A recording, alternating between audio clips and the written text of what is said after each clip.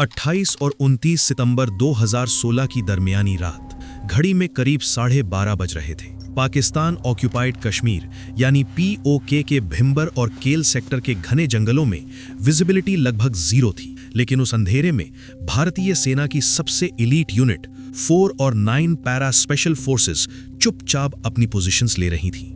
ये कोई routine patrolling नहीं थी। कमांडोज के हेलमेट्स पर नाइट विजन डिवाइस थे और कंधों पर इजरायली टावोर राइफल्स और गैलिल स्नाइपर्स। ये एक कैलिब्रेटेड ऑपरेशन था जिसका मकसद था 10 दिन पहले उरी बेस कैंप पर हुए हमले का सटीक जवाब देना। वो लाइन ऑफ कंट्रोल यानी LOC को पार कर दुश्मन की टेरिटरी में 3 किलोमीटर अंदर तक घुस चुके थे। टारगेट थे वो 7 टेरर लॉन्च पैड्स जहां आतंकवादी घुसपैठ की तैयारी में थे। दुश्मन बेखबर सो रहा था और भारतीय कमांडोज इतिहास की सबसे बड़ी सर्जिकल स्ट्राइक के लिए HR का इंतजार कर रहे थे। इस किस्से की जड़ें उस रात से ठीक 10 दिन पहले 18 सितंबर 2016 की सुबह बो दी गई थीं। जम्मू कश्मीर का उरी सेक्टर, जहां भारतीय सेना की 12वीं ब्रिगेड का हेडक्वार्टर था, जो कि लाइन ऑफ कंट्रोल के बेहद करीब एक स्ट्रेटेजिक पॉइंट है। सुबह के 5:30 बज रहे थे और ये चेंज ऑफ गार्ड का वक्त था। ये वो समय होता है जब ड्यूटी पर तैनात सैनिक अपनी शिफ्ट बदल रहे होते हैं और सुरक्षा तंत्र अपने सबसे नाजुक दौर में होता है। ठीक इसी वक्त का फायदा उठाते हुए जैश-ए-मोहम्मद के 4 फिदायीन आतंकवादियों ने फेंसिंग को काटते हुए बेस के पिछले हिस्से से घुसपैठ की। आतंकवादियों के पास सिर्फ राइफल्स नहीं थीं, वे एक स्पेसिफिक प्लान के साथ आए थे। उन्होंने आते ही 17 ग्रेनेड्स फेंके, लेकिन ये कोई साधारण ग्रेनेड्स नहीं थे। इंटेलिजेंस रिपोर्ट्स ने बाद में पुष्टि की कि उन्होंने इंसेंडियरी एम्यूनिशन यानी आग लगाने वाले गोला बारूद का इस्तेमाल किया था। उनका टारगेट सैनिकों के बैरक्स नहीं, बल्कि टेम्पररी टेंट्स और फ्यूल डिपो था। धमाकों के साथ ही फ्यूल डिपो में आग लग गई। टेंट्स जिनमें डोगरा और बिहार रेजिमेंट के जवान सो रहे थे, वो कुछ सेकंड्स के अंदर आग के गोले में तब्दील हो गए। 19 भारतीय जवान शहीद हुए, जिनमें से अधिकतर की मौत जलने की वजह से हुई थी।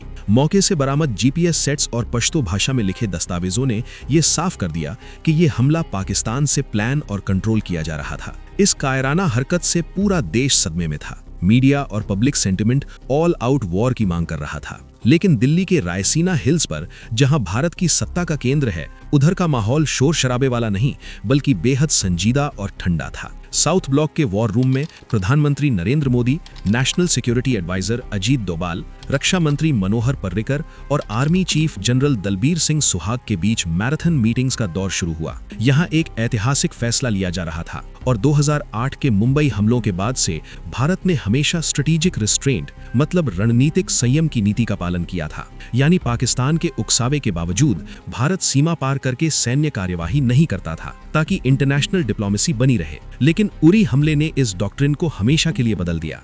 NSA अजीत डोभाल ने साफ कर दिया कि पाकिस्तान की ब्लीड इंडिया विद 1000 कट्स वाली रणनीति अब बर्दाश्त नहीं की जाएगी। भारत ने अपनी डिफेंसिव अप्रोच को ऑफेंसिव डिफेंस में बदलने का निर्णय लिया। आर्मी को फ्री हैंड दिया गया, लेकिन शर्त ये थी कि ये एक कन्वेंशनल वॉर नहीं होगी, बल्कि एक सटीक और गुप्त मिलिट्री ऑपरेशन होगा। उरी हमले के 48 घंटों के भीतर ही स्पेशल फोर्सेस की यूनिट्स को अलर्ट कर दिया गया। डिप्लोमेटिक स्तर पर भारत ने पाकिस्तान को अलग थलग करना शुरू किया और मिलिट्री स्तर पर एक ऐसे जवाब की रूपरेखा तैयार की गई जिसकी उम्मीद रावलपिंडी के जनरलों ने सपने में भी नहीं की थी।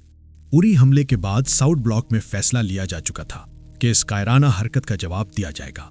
लेकिन एक सफल सर्जिकल स्ट्राइक और एक सुसाइड मिशन के बीच का फर्क सिर्फ एक चीज होती है, एक्शनेबल इंटेलिजेंस। दुश्मन कहाँ है, कितने बजे सोता है और उसके आसपास की जमीन कैसी है, ये जानना गोलियां चलाने से ज्यादा जरूरी था। इसलिए सबसे पहले एक्टिवेट किया गया टेक्निकल इंटेलिजेंस ग्रिड को। इस मिशन की आंखें बनी इसरो की कार्टोसैट-2 सीरीज की सैटेलाइट। ये महज इत्तेफाक नहीं था कि हमले से कुछ महीने पहले ही भारत ने इन मिलिट्री ग्रेड उपग्रहों को लॉन्च किया था। अंतरिक्ष से कार्टोसैट-2C ने POK के एरिया ऑफ इंटरेस्ट को स्कैन करना शुरू किया। इन सैटेलाइट्स ने न सिर्फ टेररिस्ट कैंप्स की हाई रेजोल्यूशन तस्वीरें भेजी, बल्कि उस पूरे इलाके की टेरेन मैपिंग भी की। जंगल कितना घना है, ढलान किस तरफ है और भागने के रास्ते यानी एग्जिट रूट्स कहां है, हर एक इंच का डिजिटल नक्शा तैयार किया गया। लेकिन सैटेलाइट्स छतों के नीचे नहीं देख सकती। यहीं पर रोल शुरू हुआ ह्यूमन इंटेलिजेंस का। रॉ यानी रिसर्च एंड एनालिसिस विंग ने अपने दशकों पुराने नेटवर्क को एक्टिवेट किया। POK के अंदर मौजूद डीप एसेट्स, जो वहां स्थानीय नागरिक, व्यापारी और यहां तक कि पाकिस्तानी सिस्टम के अंदर काम करने वाले लोगों को स्पेसिफिक टास्क दिए गए। उनका काम था सैटेलाइट इमेजरी को ग्राउंड रियलिटी से मैच करना। उनकी ग्राउंड रिपोर्ट बेहद चौंकाने वाली थी।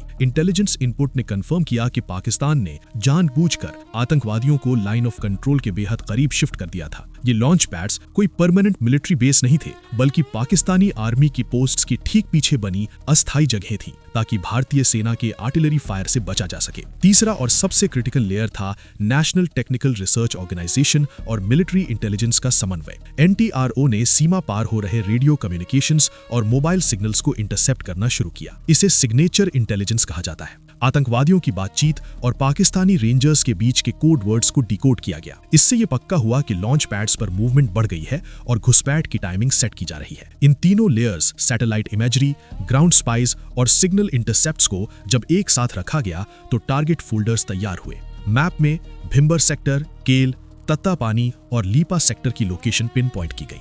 रिपोर्ट में कुल 7 लॉन्च पैड्स आइडेंटिफाई किए गए थे, जहां करीब 35 से 40 आतंकवादी अपने गाइड और हैंडलर्स के साथ मौजूद थे। वे भारत में घुसने के लिए मूनलेस नाइट का इंतजार कर रहे थे, लेकिन उन्हें अंदाजा नहीं था कि जिस अंधेरे का वो इंतजार कर रहे थे, उसी अंधेरे का इस्तेमाल करके भारतीय इंटेलिजेंस ने उनकी मौत का नक्शा तैयार कर लिया था। 28 सितंबर की दोपहर तक NSA अजीत डोभाल और DGMO के पास आतंकवादियों की संख्या, उनके हथियारों की डिटेल और लंच डिनर की टाइमिंग तक की सटीक जानकारी टेबल पर मौजूद थी। ग्रिड रेफरेंसेस लॉक कर दिए गए थे और अब बारी थी एग्जीक्यूशन की।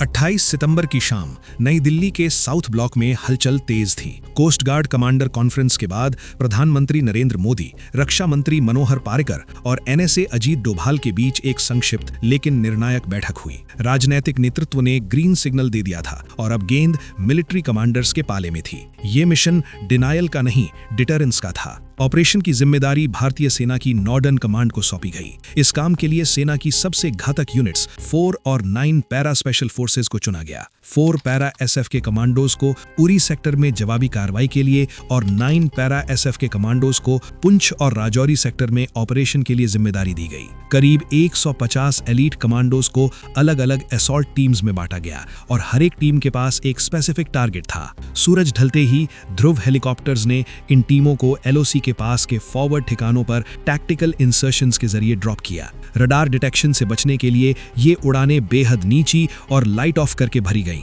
लेकिन यहां से आगे का सफर मशीनों से नहीं बल्कि पैदल तय करना था। चुनौती सिर्फ पाकिस्तानी सेना की गोलियां नहीं थीं, बल्कि उनकी अर्ली वार्निंग सिस्टम्स भी थे। पाकिस्तानी पोस्ट्स पर ट्रेंड कुत्ते तैनात थे जो हवा में हल्की सी गंध भी पहचान सकते थे। इस खतरे को न्यूट्रलाइज करने के लिए कमांडोज ने फील्ड क्राफ्ट की एक पुरानी लेकिन बेहद कारगर तकनीक अपनाई। उन्होंने अपनी वर्दियों और जूतों पर तेंदुए का पेशाब और तीखी गंध वाले हर्ब्स छिड़के, क्योंकि तेंदुए की गंध से अक्सर कुत्ते डरते हैं और पास नहीं आते। इससे वो उन्हें चकमा देने में सफल रहे। हथियारों का चयन क्लोज क्वार्टर बैटल को ध्यान में रखकर किया गया था। Israeli Tavor TAR-21 rifles, Galil sniper guns, rocket propelled grenades यानी RPG और हेवी एक्सप्लोजिव्स का लोड हर कमांडो की पीठ पर था। लाइन ऑफ कंट्रोल पार करने से ठीक पहले एक भावुक लेकिन जरूरी प्रोटोकॉल पूरा किया गया। हर कमांडो ने अपनी जेब से कागज का टुकड़ा निकाला और अपने परिवार के लिए आखिरी खत लिखा। इन खतों को उन्होंने अपने बेस कमांडर के पास जमा करवाया, इस निर्देश के साथ कि अगर वे सुबह सूरज उगने तक वापस न लौटें तभी ये खत उनके घर भेजे जाएं। घड़ी की सुइयां 12 के करीब पहुंच रही थीं और रेडियो साइलेंस लागू हो चुका था। कमांडोज अब नो रिटर्न पॉइंट पर पहुंच चुके थे। घड़ी में 12:30 बज चुके थे और ये पॉइंट ऑफ नो रिटर्न था। कमांडोज LOC को पार कर उस जगह पहुंचे जो दुनिया के सबसे खतरनाक माइनफील्ड इलाकों में से एक है। एक गलत कदम और पूरा मिशन एक्सपोज हो जाता। इसीलिए कमांडोज ने घोस्ट वॉकिंग तकनीक का इस्तेमाल किया। उनकी आंखों पर लगे नाइट विजन गॉगल्स अंधेरे को दिन की तरह साफ दिखा रहे थे। पाकिस्तानी सेना की फॉरवर्ड पोस्ट्स उनके रास्ते में थीं, लेकिन सैटेलाइट मैपिंग की मदद से उन्होंने उन ब्लाइंड स्पॉट्स को चुना जहां दुश्मन की नजर नहीं जा सकती थी। लगभग 3 किलोमीटर का ये सफर, जिसे तय करने में आमतौर पर 40 मिनट लगते, उसे रेंगते हुए पूरा करने में 4 घंटे लग गए। सुबह के 4 बज रहे थे और टारगेट अब विजुअल रेंज में था। भिंबर, केल, तत्तापानी और लीपा सेक्टर सभी लोकेशंस पर टीमें अपनी लाइंग अप पोजीशन ले चुकी थीं। लॉन्च पैड्स उनसे 200 मीटर दूर थे। पाकिस्तानी सिपाही उबासी ले रहे थे और बाकी आतंकवादी गहरी नींद में थे। तभी रेडियो पर कोड फ्लैश हुआ और वहां छाया सन्नाटा एक भीषण धमाके से टूट गया। असॉल्ट टीम ने सबसे पहले कार्ल गुस्ताफ रॉकेट लॉन्चर्स और थर्मोबैरिक शेल्स फायर किए। ये खास गोले थे जो ऑक्सीजन सोख लेते हैं और जबरदस्त गर्मी पैदा करते हैं। पहला ही वार इतना सटीक था कि लॉन्च पैड्स के अस्थायी बंकर्स आग के गोलों में बदल गए। अंदर सो रहे आतंकवादियों को हथियार उठाने का मौका तो दूर, ये समझने का वक्त भी नहीं मिला कि उन पर हमला किसने किया है। इसके तुरंत बाद सप्रेसिंग फायर शुरू हुई। कमांडोज ने मल्टी मोड ग्रेनेड्स की बौछार कर दी और चारों तरफ अफरा तफरी मच गई। जो आतंकवादी धमाकों से बचकर भागने की कोशिश कर रहे थे, उनके लिए दूसरी टीम तैयार थी। पेड़ों और झाड़ियों में छिपे भारतीय स्नाइपर्स ने अपनी गलील राइफल से भागते हुए टारगेट्स को पिक एंड ड्रॉप करना शुरू किया। इसे मिलिट्री भाषा में किल जोन बनाना कहते हैं। पाकिस्तानी सेना की पोस्ट्स ने जवाबी फायरिंग शुरू की, लेकिन वे अंधेरे में तीर चला रहे थे। उन्हें पता ही नहीं था कि हमलावर कहां छिपे हैं। भारतीय कमांडोज ने भारी मशीन गन फायर का इस्तेमाल किया ताकि पाकिस्तानी रीइंफोर्समेंट को रोका जा सके। ये ऑपरेशन करीब 4 घंटे तक चला, जो कि लड़ाई नहीं बल्कि एक टैक्टिकल मैसेकर था। रेडियो इंटरसेप्ट और बाद के असेसमेंट ने पुष्टि की कि 7 लॉन्च पैड्स पूरी तरह तबाह हो चुके थे। रिपोर्ट्स के मुताबिक 38 से 50 के बीच आतंकवादी और पाकिस्तानी रेगुलर्स मारे गए थे। मिशन का पहला चरण पूरा हो चुका था और अब बारी थी सबसे खतरनाक हिस्से की। स्पेशल फोर्सेस के डॉक्ट्रिन में एक कहावत है, infiltration is tough but exfiltration is deadly. हमला करने के बाद सबसे बड़ी चुनौती थी जिंदा वापस लौटना। अब एलिमेंट ऑफ सरप्राइज खत्म हो चुका था। धमाकों की गूंज ने पाकिस्तानी सेना को नींद से जगा दिया था और उनके कम्युनिकेशन लाइंस पर हाई अलर्ट के मैसेजेस फ्लैश हो रहे थे। दुश्मन को पता था कि हमलावर आसपास ही हैं, इसलिए उन्होंने अंधाधुंध मोटार शेलिंग और हेवी मशीन गन फायरिंग शुरू कर दी। कमांडोज के लिए यह सबसे नाजुक वक्त था। उन्होंने वापस लौटने के लिए उसी रास्ते का इस्तेमाल नहीं किया जिससे वे अंदर घुसे थे, ताकि एम्बुश से बचा जा सके। उन्होंने पहले से मार्क किए गए ऑल्टरनेट रूट्स को चुना। भारतीय कमांडोज ने अपनी जंगल वॉरफेयर ट्रेनिंग का पूरा इस्तेमाल किया। वे पेड़ों की आड़ लेकर और जमीन से सटकर आगे बढ़े।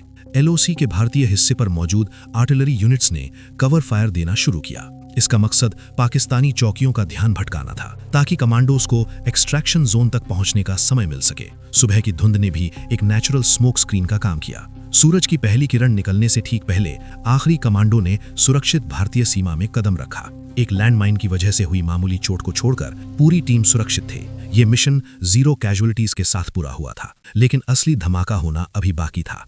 29 सितंबर की दोपहर 12:30 बजे नई दिल्ली में साउथ ब्लॉक के मीडिया रूम में एक इमरजेंसी प्रेस कॉन्फ्रेंस बुलाई गई। विदेश मंत्रालय के प्रवक्ता विकास स्वरूप के साथ DGMO lieutenant general Ranbir Singh podium पर आए। जनरल सिंह ने दुनिया के सामने वो बयान दिया जिसने भारत की रक्षा नीति को हमेशा के लिए बदल दिया।